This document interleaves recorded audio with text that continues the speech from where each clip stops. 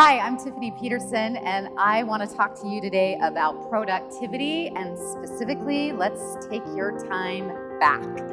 When I talk to any human being on the planet, actually, whether they're executives, self-employed, stay-at-home parents, whatever their roles that they're playing out in life, one of the common questions and struggles is time management, right? So I'm going to talk to you today about a key piece of what I have found for myself and others that helps you create powerful use of your time and to feel like you're in calm control and navigating of it is looking at this one key issue.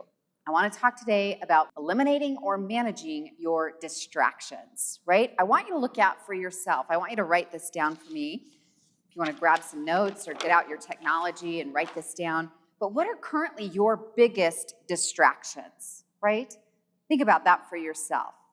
For most of us, there's some form of technology included on that distraction list. It might be your cell phone, social media, your email, television, but often many of us are carrying around in our own pockets a little mini computer where we are hooked up several different apps, which is so super cool, right? I love technology, and I also, for myself, want my technology on a leash. I want to run my technology versus my technology running me. But for you, write down, what are some of your biggest distractions that are currently getting in the way of productivity, of focus, right?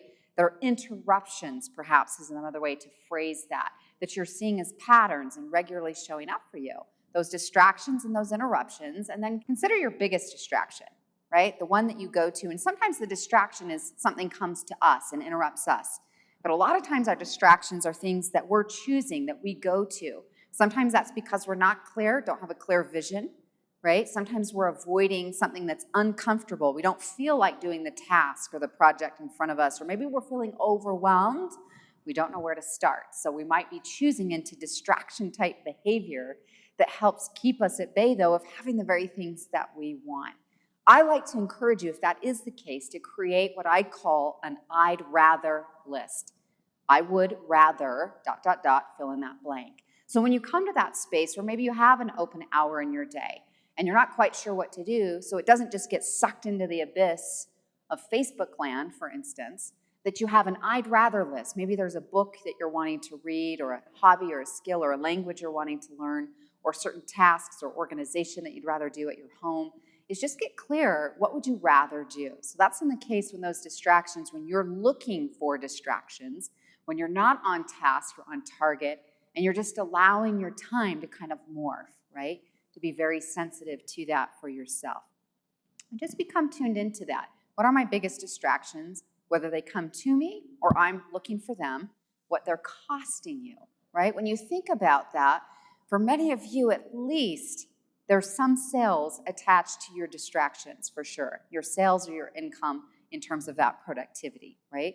Being healthy and in shape, that obviously can get sucked into some of those distractions too, or having more time to connect with your loved ones or to pursue the hobbies and things that you love. It's just, do we have a manage or a boundaries on those distractions, or are they running your life? It's a great thing to tune into, because I think a lot of time management, many of you already have the right calendar or planning system or tools online or in person that you're using, right? That is a powerful piece too, is how do you schedule and plan? But you and I both know that the bigger issue is often not that you need the next greatest tool, is that you need some clarity and some boundaries to your distractions, that your distractions are constantly creating that interruption. So let's look at, can we talk about technology just a little bit deeper for just a moment? A couple of things that for me and my coaching clients that have implemented, that have made a massive difference in focus and productivity, eliminating or at least managing, containing those distractions when it comes to technology. Number one, turn your notifications off from any kind of social media. Yes, I know, it's a big deal for some of you not. But if you're getting notified from Facebook or Instagram every time someone likes your photo or makes a comment, right, or that they've sent you a Snapchat or whatever that's happened on your LinkedIn, I promise you'll live without knowing about it instantaneously. But see, that little constant buzz and ding is similar to the study, just like Pavlov's dog, you've probably heard of, back in the day where that study was done, where they would ring the bell and feed the dog. Well, what they ended up having not to do is not feed the dog, where they'd ring the bell and the dog would salivate as if preparing to eat, because it was trained that that noise would create that response. Powerful book by Charles Duhigg that I read last year called The Power of Habits is that as human beings, when our cell phones or our email dings us or buzzes us, similar reaction. It's like this instant, it's a really hard temptation not to immediately look at your technology, right? So turn the notifications off. You're taking back control.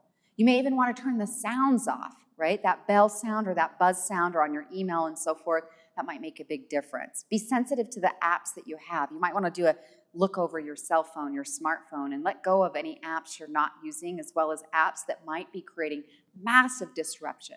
I have some clients delete their social media apps off their cell phone and simply utilize, my goodness, can you believe this big idea? They only get on social media on their actual laptop or computer versus constantly like an IV thread to their own situation and system, is they let go, they cut that cord. You might need to do that. If that distraction, again, is costing you so much valuable time and dollars, productivity, is that now it's running you. You're not running it, it's running you. So consider that might be something to look at for yourself.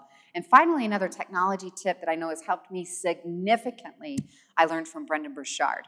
It's a productivity tip related to your email, and I'd even add your social media, is you only check it when you can respond. Have you ever been at a stoplight and you pick up your smartphone and you look at your email, because heaven forbid you actually sit through a stoplight for like 3 hot seconds, right? I've been guilty of that, by the way, so I'm calling myself out.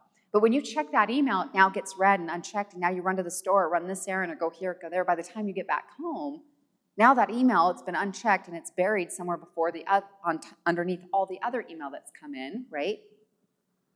Only check your email when you can respond to it. So maybe you look at that, in the morning and then the afternoon or evening. Similar with social media, is that if you're going to check messages and so forth and look at different things, but then you can't respond because now you're driving, right? Or you're back on a phone call or something like that. That may also support you as well. Your time is your most important resource. Peter Drucker has said that until we can learn to manage time, we can manage nothing else. Your sales, your success, that health and well-being that you want, the relationships you're craving, all of it is heavily invested into how you're navigating the use of your time, and the majority of that is how you manage and handle those distractions that you face. So get clear and create some boundaries around your time. Keep those distractions, right, with some boundaries around them. Put them in that space for yourself. Create that I'd rather list when you have that space and open time for yourself to create more consciously, architect the life that you desire and the results that you're after. Thanks so much for tuning in. If you'd like to stay connected, you can tune on into my website. Hop on over there to tiffanyspeaks.com. Opt in, a free training will be sent to your inbox. We can stay connected with future tips, training, tools, videos, and audios just like this that you've received today. I'll look forward to seeing you on a future session soon. Thanks.